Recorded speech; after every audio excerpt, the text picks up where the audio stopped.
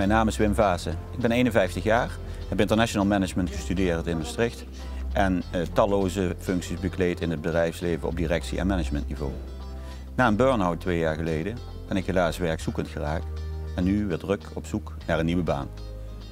Er is veel vraag op de arbeidsmarkt. Er zijn voldoende vacatures, maar het valt me op dat er steeds meer een mismatch ontstaat tussen de hoger opgeleide 50-plusser die graag aan de slag wil, maar toch langs de zijlijn moet blijven staan, ondanks dat hij over de juiste competenties beschikt.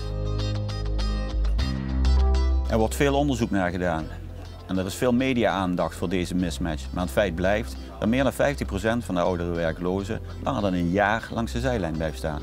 Hoe lossen we dat nu eindelijk eens op?